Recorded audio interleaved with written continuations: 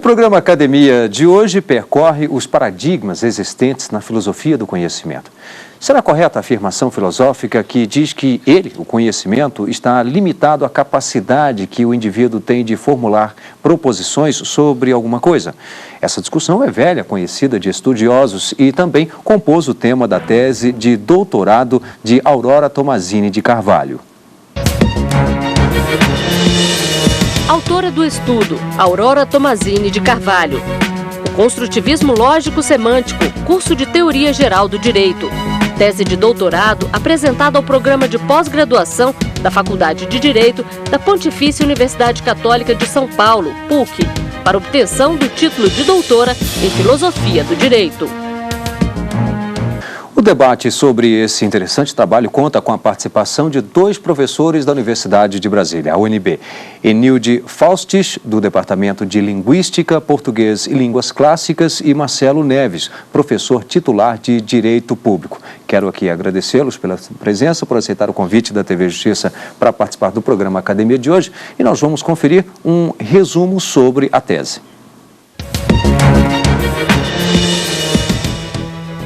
O estudo contempla as áreas da semiótica, lógica e filosofia, além de várias categorias jurídicas que se repetem nos ramos do direito. A obra compõe a base do construtivismo lógico-semântico, dentro de uma filosofia de linguagem mais radical. Está configurada de forma didática e possui feições abrangentes e instrumentos pedagógicos. Aurora, primeiro, obrigado pela presença. Eu gostaria que você nos contasse quais foram as dificuldades enfrentadas para você realizar o seu trabalho e também qual a metodologia. Agradeço o convite bom, eu acho que a metodologia, primeiro falar da metodologia. A metodologia é aquela adotada no construtivismo lógico-semântico. Então, eu segui o modelo, a linha filosófica do construtivismo lógico-semântico. Por isso, o curso de Teoria Geral do Direito, o construtivismo lógico-semântico. Então, o que é? Pensar as categorias que se repetem em todos os subdomínios do direito dentro do modelo do construtivismo lógico-semântico. A maior dificuldade para mim foi a adoção do modelo, a adoção efetiva do modelo. Porque no construtivismo, nós partimos do referencial filosófico da filosofia da linguagem, onde a realidade é constituída pela linguagem. Então, entender que a minha realidade é constituída pela linguagem é muito difícil para nós que, desde sempre, fomos educados dentro da filosofia da consciência, de que a realidade está lá fora, né? E não é criada pela linguagem. Então, acho que a minha maior dificuldade foi a aceitação desse referencial. Eu lembro até, eu assisti às aulas do Paulo de Barros, na PUC, do Tarek, e eles diziam, olha, essa mesa não existe, né? Eu falava, como essa mesa não existe?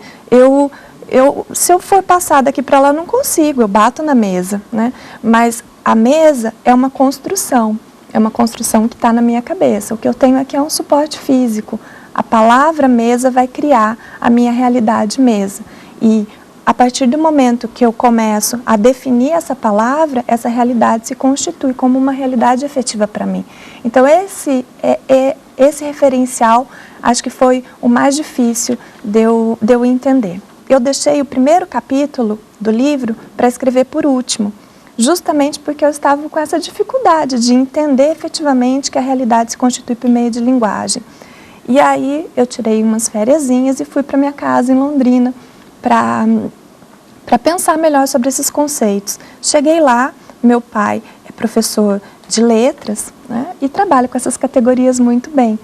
E nós estávamos sentados na frente assim, da sala, tinha um coqueiro assim, e eu falando assim para ele, pai, como que eu posso dizer que esse coqueiro não é verde? Eu vejo o coqueiro verde, como que eu vou falar que ele não é verde? Né?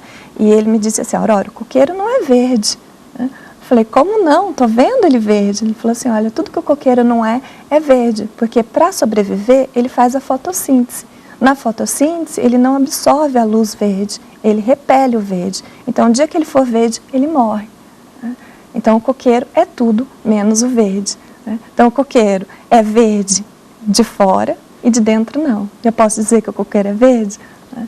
Então, foi aí me deu estralo, eu percebi que a realidade nós construímos por meio da linguagem, agrupando conceitos de acordo com os nossos referenciais. Bem, nós vamos agora conferir algumas bibliografias, parte da bibliografia, na verdade, utilizada neste trabalho. A Prova no Direito Tributário, de Fabiana Del Padre Tomé, editora Noeses. Revogação em Matéria Tributária, de Tarek Moisés Moussalem, editora Noeses. Direito Tributário, Fundamentos Jurídicos da Incidência, de Paulo Barros Carvalho, editora Saraiva. Bem, Aurora, está aí uma parte da bibliografia. Agora eu queria que você nos contasse de que forma cada uma dessas obras contribuiu para o seu trabalho. Sim, eu vou começar pela última, que é meu livro preferido, né, meu livro de cabeceira, que é Direito Tributário, Fundamentos Jurídicos da Incidência, do Paulo de Barros Carvalho, que foi meu orientador no mestrado e professor emérito, titular da PUC da USP, a quem muito admiro, né? Trabalho com ele e para mim é uma experiência incrível todo dia conviver com uma pessoa tão estudiosa do direito, né? E essa obra mudou a minha concepção do direito. A partir dessa obra que eu comecei a pensar no direito como linguagem e utilizar de categorias como a semiótica, a lógica, para o estudo do direito. Então, essa obra para mim foi um divisor de águas, assim, na minha concepção com relação ao direito. Uhum. Os outros? Bom, os outros, né? O Tarek foi meu professor de lógica jurídica na PUC, enquanto eu estava fazendo o meu mestrado, e é brilhante. Então, ele tem um primeiro livro sobre fontes do direito. Esse livro também, ele causou uma revolução na visão de fontes do direito, e depois ele se superou nessa revogação tributária. Eu utilizei muito esse livro, principalmente na parte de lógica jurídica. E a da Fabiana Del Padre Tomé, para mim, é um dos livros assim, também mais brilhantes que eu já li. Ela faz uma abordagem da prova como eu nunca vi ninguém fazer. E, além disso, o primeiro capítulo dela é dedicado ao construtivismo lógico-semântico, aos pressupostos do construtivismo lógico-semântico. E foi lá que eu realmente comecei a pensar, e essas categorias realmente começaram a fazer muito mais sentido na minha cabeça. Então, essas foram as 3 obras assim, que eu mais utilizei no trabalho. Uhum. Bom, eu vou pedir que você faça uma explanação do seu trabalho, mas já com uma pergunta, né? Como se deu aí o desenvolvimento de sua obra, curso de Teoria Geral do Direito, o Construtivismo Lógico Semântico. E aí a pergunta está justamente em cima disso. Por que o título Curso de? Curso porque ele abrange a matéria em toda a sua extensão. Então, por isso é um curso, né? Teoria Geral do Direito, por quê? Porque eu vou tratar, dentro desse livro, de categorias que se repetem em todos os subdomínios do direito. Devido à sua complexidade, existem várias formas de recortar a linguagem jurídica para aprofundar o seu estudo. Eu posso recortar elegendo um princípio comum, né, e assim eu subdivido a disciplina, né, o nosso objeto de estudos, em segmentos e crio os ramos do direito, direito administrativo, direito tributário, e vou dando especificidade ao conhecimento. Quando nós fazemos um estudo de teoria geral do direito, nós trabalhamos com categorias que se repetem em todos os subdomínios de forma linear. Então, por exemplo, o conceito de norma jurídica.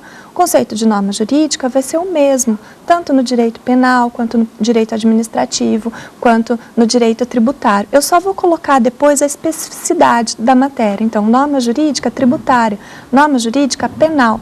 Então, eu trabalhei com esses conceitos que se repetem, permanecem lineares em todos os subdomínios do direito. Mas esses conceitos foram pensados dentro dos referenciais metodológicos do construtivismo lógico-semântico, ou seja, considerando-se o direito como linguagem, né, considerando que a base material do direito, o seu suporte físico, é um conjunto de enunciados prescritivos, E cabe ao intérprete atribuir sentido a esse conjunto de enunciados para a construção do sentido desses textos. Nós vamos, então, justamente debater seu trabalho com os nossos convidados, os professores aqui da Universidade de Brasília, a professora Enilde Faustis e também o professor Marcelo Neves. Nós vamos agora a um rápido intervalo, em seguida estaremos de volta, como eu disse, já na fase de debates. Até já. Estamos de volta com o Academia, hoje debatendo a tese de doutorado de Aurora Tomazini de Carvalho. O Construtivismo Lógico-Semântico, curso de Teoria Geral do Direito. Antes de começarmos o debate, vamos conferir as teses e dissertações que já estão disponíveis no mercado editorial. Ações de desconfiança da fiscalização tributária, a segurança jurídica e o controle das incertezas pela calculabilidade e cognoscibilidade do direito. Dissertação de mestrado de Tiago Chaves Gaspar Bretas Lage, Biblioteca Digital da UFMG, Universidade Federal de Minas Gerais. Regime jurídico dos fundos de investimento, dissertação de mestrado de Mário Tavernard Martins de Carvalho, Biblioteca Digital da UFMG, Universidade Federal de Minas Gerais. O casamento e a dissolução pelo divórcio, um encontro com as sociedades limitadas. Tese de doutorado de Natália Cristina Chaves, Biblioteca Digital da UFMG, Universidade Federal de Minas Gerais. Bem, vamos agora já para a fase de debates, gostaria de convidar a professora Enilde. Obrigado, professora. Eu agradeço o convite e gostaria já de começar a conversa com a doutora Aurora, tendo como base uma questão que parece ser insistente, pelo menos numa grande parte de alguns capítulos do livro, no seu vasto trabalho sobre teoria do direito, teoria geral do direito, sobre a abordagem do construtivismo lógico-semântico, que é, na verdade, o conceito de direito com que a autora trabalha.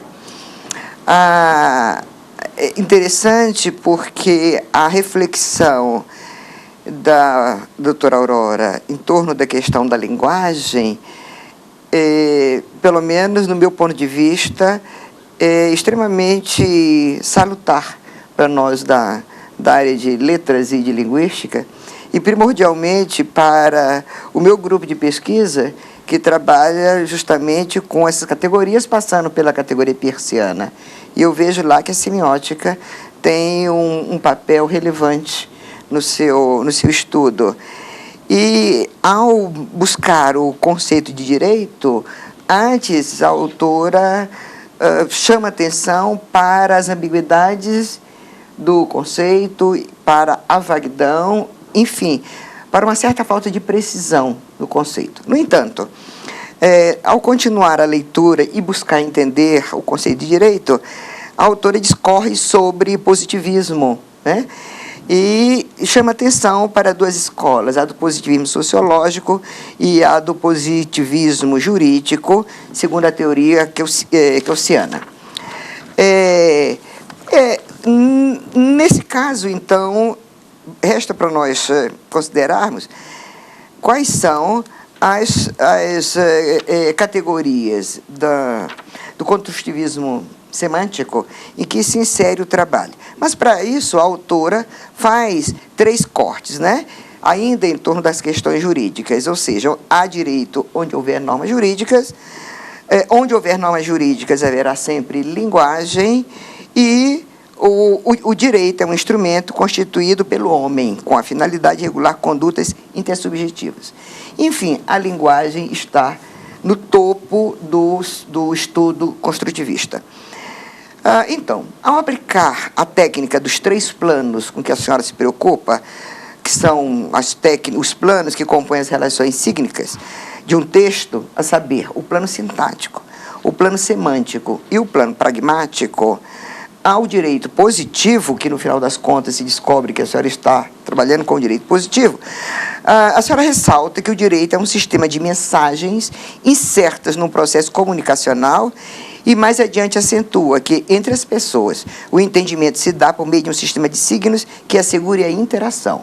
Eu acho isso genial. Então, a minha pergunta agora, objetiva é, como a senhora explica o papel da análise dos 3 planos aplicados às normas jurídicas? A semiótica, ela desempenha um papel muito relevante na teoria do construtivismo lógico-semântico, no modelo do construtivismo lógico-semântico, porque ela aparece como uma técnica para implementar o nosso método de estudo do direito. Nós nos utilizamos da semiótica, que é a ciência que estuda os signos, né, que compõem a linguagem, como um arsenal para o nosso estudo do direito. Como que eu analiso o direito me utilizando, então, da semiótica, né? A semiótica, ela vai ser ótima para implementar o método analítico, fazendo recortes na linguagem do direito. Então, eu posso, por exemplo, fazer uma análise sintática. Vou dar um exemplo, escolher um instituto, por exemplo, a decadência no direito. Como que eu analiso a decadência no direito me utilizando da semiótica? Vou fazer uma análise sintática.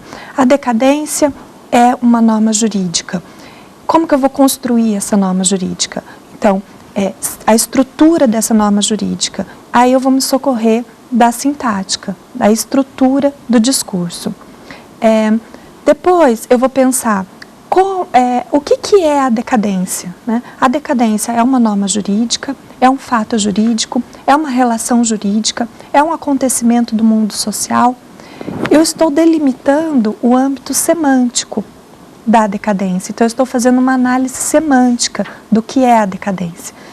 E depois, eu posso analisar a pragmática da decadência pensando em como que os tribunais trabalham com esse instituto. Como que é a abordagem dos tribunais por esse instituto. E assim eu percorro todos os níveis, né, todos os planos da linguagem com o auxílio da linguagem jurídica, né, com o auxílio da semiótica. Professor Marcelo Neves. Certo, eu primeiro gostaria de parabenizar, né, a Aurora pelo trabalho. Eu teria algumas perguntas e realmente eu vou me concentrar inicialmente em 2 perguntas básicas que estão relacionadas com o título. O título é Curso de Teoria Geral do Direito, a primeira parte. Se nós observarmos, porém, ele é calcado basicamente na experiência do direito tributário. Observemos, por exemplo, na página 434, quando se fala do plano do DVC e do plano do C.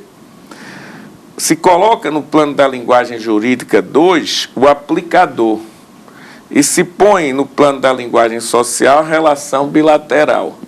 Se a gente considera o direito tributário, que sempre você vai pensar em termos de direito público, um terceiro aplicador é fundamental para a construção completa da relação. Porém, se a gente toma o direito privado, por exemplo, uma locação, eu tenho uma relação jurídica estabelecida, nós pagamos, você me entrega a casa, tudo isso é regulado juridicamente e esse plano não é necessário que ocorra. O conflito ocorrendo, nós vamos para o tribunal, nós vamos para alguma instância que vai aplicar como terceiro, mas se põe aqui um terceiro aplicador como algo inerente à própria teoria geral, mas isso no campo do direito público tem significado. Teria isso o sentido de uma teoria geral, essa formulação como se apresenta na página 434, então seria teoria geral do direito ou seria uma teoria do direito informada pelo direito tributário?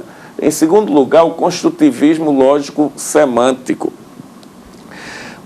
Tem 2 problemas aqui para o construtivismo lógico-semântico que você trabalha com linguagem. Aqui, no início do curso, logo nas primeiras páginas, quando fala de conhecimento, você ainda fala de processos mentais. Então, ainda é uma filosofia da consciência. Como é que eu vou compatibilizar essa noção de conhecimento, que ainda é processo mental, com a ideia de um conhecimento construído linguisticamente? Então, não haveria uma incompatibilidade com as primeiras páginas, quando se fala do conhecimento como processo mental. Isso é uma crítica que eu faço a toda a escola do Paulo de Barros Carvalho, não é só você. Outro ponto da divergência, uma divergência com a escola, é também referente ao título, é que a virada linguística, ela se apresenta muito mais no plano pragmático.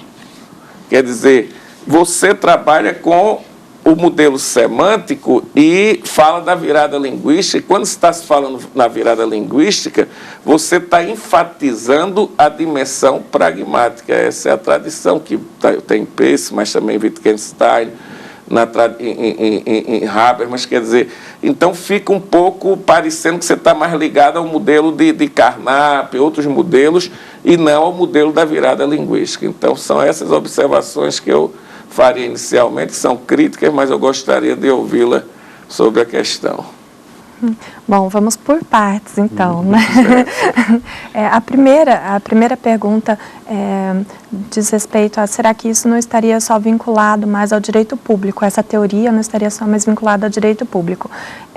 Realmente, toda a teoria do construtivismo lógico-semântico, pensada pelo professor Paulo de Barros Carvalho, com base nas lições do Lorival Villanova, serviu como pano de fundo para a teoria dele do direito tributário. E esse modelo foi empregado pelo professor Paulo para construir uma teoria do direito tributário. Então, realmente, a concepção dela, de início, tem como base o direito tributário. Mas, a meu modo de ver, ela serve para todos os ramos do direito. Com relação especificamente ao questionamento do aplicador do direito, quando nós utilizamos a palavra, o termo aplicador do direito, nós não estamos só nos reportando ao Poder Judiciário, mas também ao próprio particular. Então, quando o particular faz um contrato, o que ele está fazendo? Ele está aplicando o direito àquela situação concreta, né? Então, para nós, e eu acho que eu tentei passar isso no livro, essa concepção tanto de aplicador não está restrita só ao Poder Judiciário no caso de um conflito, mas o próprio sujeito particular, quando ele produz uma norma individual e concreta, para o caso concreto. Depois, se houver um conflito, essa linguagem vai ser levada para o judiciário, mas vai ser sempre uma linguagem que vai ser levada para o judiciário. Então, nesse sentido, o direito continua sempre sendo linguagem e ele sempre vai precisar de alguém que o aplique ao caso concreto, nem que seja particular, né? E não o judiciário, não necessariamente o judiciário. E nesse mesmo sentido que nós utilizamos a palavra legislador. Então, legislador em sentido amplo, como todo aquele capaz de inserir normas no sistema. Não só normas gerais e abstratas, que servem para todos, como no caso do legislativo, do poder legislativo, mas também normas individuais e concretas, que podem ser inseridas no sistema pelo particular para um determinado caso concreto. Com relação à segunda pergunta, né, do modelo filosófico com o qual eu trabalho, se é a filosofia da consciência, a filosofia da linguagem, eu trabalho com a filosofia da linguagem. No entanto, no começo do livro, eu faço algumas referências ao modelo anterior, que é a filosofia da consciência, justamente para reforçar o nosso modelo, que é a filosofia da linguagem. Mesmo quando eu construo na minha cabeça algo como uma forma de consciência, um conteúdo como uma forma de consciência, qualquer conteúdo da minha consciência é materializado na forma de linguagem. Então, nesse sentido, eu trabalho com as categorias da filosofia da linguagem. Eu acredito que a sua resposta se coadune com a questão que você apresenta na sua obra, porque a pragmática ela vai estar justamente situada na filosofia da linguagem. Isso. O que me parece que falta algum entendimento, qual é a percepção de pragmática que você tem ajustada ao direito. Quer dizer, se tem a pragmática linguística, que é aquela que leva em consideração o uso, mas e a pragmática relacionada às normas jurídicas nas quais você aplica essa pragmática? Qual é o conceito? Como é que você vê essa aplicação da pragmática aí para poder haver a interação entre norma e homem, o usuário, no caso, da lei? A pragmática, a visão pragmática, o recorte pragmático vai ser delimitado no campo dos utentes da linguagem do direito. Então, quem usa a linguagem do direito? Primeiro é o intérprete. Então, como o intérprete vai lidar com a linguagem jurídica? Isso é uma questão que a pragmática vai dizer. Outra questão é do outro lado. Quem vai aplicar o direito? Como vai aplicar o direito? Essa é uma questão que a pragmática jurídica vai me dizer. Então, nesses dois campos, um para interpretar e para aplicar o direito, é que nós vamos nos socorrer da pragmática jurídica, do estudo da pragmática jurídica. Bem, eu quero aqui agradecer e parabenizar a Aurora Tomazini, que hoje nos trouxe o seu trabalho para ser debatido aqui com a gente. Também a professora Enilde Faustich, muito obrigado, um abraço para todos lá da UNB. Ao Marcelo Neves também, muito obrigado, professor, pela presença, por aceitar o nosso convite aqui da TV Justiça para participar do Academia de hoje. E você também pode participar do nosso programa. Mande a sua dissertação para o e-mail academia@stf.jus.br ou a tese. Também é possível rever este programa em nosso site www.tvjustiça.jus.br. Obrigado e até o próximo encontro.